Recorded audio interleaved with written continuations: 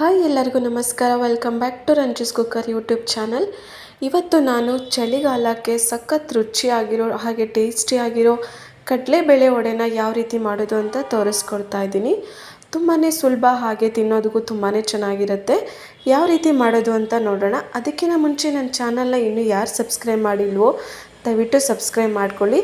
ಹಾಗೆ ಪಕ್ಕದಲ್ಲಿ ಕಾಣೋ ಬೆಲ್ ಐಕಾನ್ ಮೇಲೆ ಕ್ಲಿಕ್ ಮಾಡಿ. ನೀವು ಬೆಲ್ ಐಕನ್ನ ಕ್ಲಿಕ್ ಮಾಡೋದ್ರಿಂದ ನಾನು ಯಾವುದೇ ರೆಸಿಪಿ ಹಾಕಿದ್ರೂ ನಿಮಗೆ ನೋಟಿಫಿಕೇಷನ್ ಮೂಲಕ ಬರುತ್ತೆ.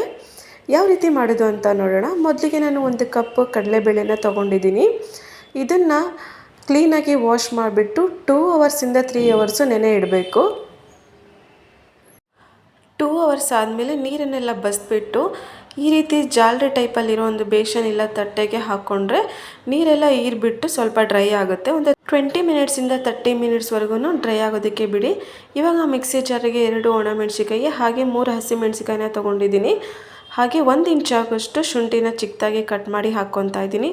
ಬೆಳ್ಳುಳ್ಳಿನೂ ಹಾಕ್ಬೋದು. ಹಾಗೆ 1 ಟೇಬಲ್ ಸ್ಪೂನು ಜೀರಿಗೆನ ಹಾಕ್ಕೊಂಡು ಮೊದಲಿಗೆ ತರ್ತರಿಯಾಗಿ ರುಬ್ಕೊತಾ ಇದ್ದೀನಿ. ಇವಾಗ ಒಂದು 3 ಟೇಬಲ್ ಸ್ಪೂನು ಕಡಲೆಬೇಳೆನ ಎಕ್ಸ್ಟ್ರಾ ತೆಗೆದಿಟ್ಕೊತಾ ಇದ್ದೀನಿ. ಹಾಗೆ ಇವಾಗ ನಾವು ಮುಂಚೆನೇ ತರ್ತರಿಯಾಗಿ ರುಬ್ಕೊಂಡಿದ್ವಲ್ಲ, ಅದಕ್ಕೇ ನಾನು ಕಡಲೆಬೇಳೆ ಹಾಕಿ ಇದನ್ನು ಕೂಡ ತರ್ತರಿಯಾಗಿ ರುಬ್ಕೊಂಡು ಒಂದು ಬೌಲ್ಗೆ ಎತ್ತಿಡ್ಕೊಬೇಕು. ಇವಾಗ ಆವಾಗಲೇ ತೆಗೆದಿಟ್ಕೊಂಡಿರೋ ಕಡಲೆಬೇಳೆನ ಹಾಕ್ಕೊತಾ ಇದ್ದೀನಿ. ಹಾಗೆ 1 ಈರುಳ್ಳಿನ ಚಿಕ್ಕದಾಗಿ ಕಟ್ ಮಾಡಿ ಹಾಕ್ಕೊತಾ ಇದ್ದೀನಿ. ಇದರಲ್ಲಿ ಸಬ್ಬಸಿಗೆ ಸೊಪ್ಪು, ಕೊತ್ತಂಬರಿ ಸೊಪ್ಪು ಹಾಗೆ ಕರಿಬೇವು ಸೊಪ್ಪನ್ನು ಕಟ್ ಮಾಡಿ ಹಾಕ್ಕೊತಾ ಇದ್ದೀನಿ. ಇವಾಗ ರುಚಿಗೆ ತಕ್ಕಷ್ಟು ಉಪ್ಪನ್ನು ಹಾಕ್ಕೊತಾ ಇದ್ದೀನಿ. ಇವಾಗ ಒಂದು ಸ್ವಲ್ಪನೂ ನೀರು ಹಾಕದೆ ಇದನ್ನು ನೀಟಾಗಿ ಕಲಿಸ್ಕೊಬೇಕು. ನೋಡಿ ನಾನು ಯಾವ ರೀತಿ ಕಲಿಸ್ಕೊತಾ ಇದ್ದೀನಿ, ಈ ರೀತಿ ಕಲಿಸ್ಕೊಳ್ಳಿ. ಒಂದು ಸ್ವಲ್ಪನೇ ನೀರು ಹಾಕ್ಕೊಬಾರ್ದು, ಹಾಗೆ ಕಲಿಸ್ಕೊಬೇಕು.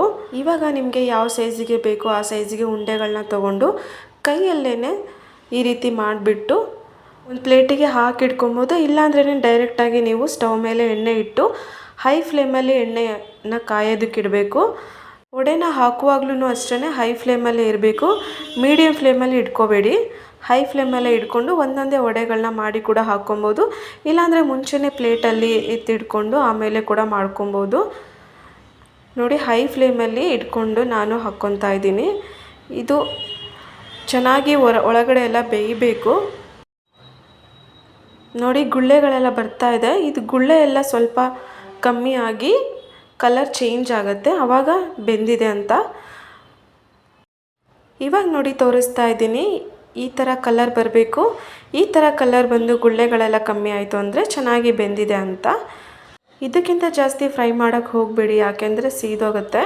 ಸೀದೋದ್ರೆ ಅಷ್ಟೊಂದು ಟೇಸ್ಟ್ ಚೆನ್ನಾಗಿ ಬರೋದಿಲ್ಲ. ಇಷ್ಟು ಕಲರ್ ಬಂದು ಬೆಂದರೆ ಸಾಕು.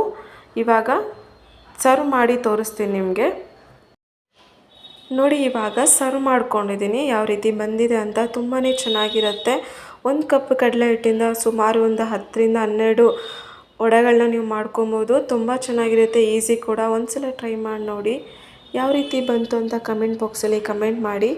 ಹಾಗೆ ನನ್ನ ಚಾನಲ್ನ ಇನ್ನೂ ಯಾರು ಸಬ್ಸ್ಕ್ರೈಬ್ ಮಾಡಿಲ್ವೋ ದಯವಿಟ್ಟು ಸಬ್ಸ್ಕ್ರೈಬ್ ಮಾಡ್ಕೊಳ್ಳಿ. ಈ ವಡೆಗಳು ನೀವು ಈ ಚಳಿಗಾಲಕ್ಕೆ ಟೀ ಜೊತೆ ಮಾಡ್ಕೊಂಡು ತಿಂದರೆ ತುಂಬಾ ಚೆನ್ನಾಗಿರುತ್ತೆ. ಈ ರೆಸಿಪಿ ನಿಮ್ಗೆ ಇಷ್ಟ ಆದರೆ ದಯವಿಟ್ಟು ಈ ವಿಡಿಯೋಗೆ ಲೈಕ್ ಮಾಡಿ. Thank you for watching.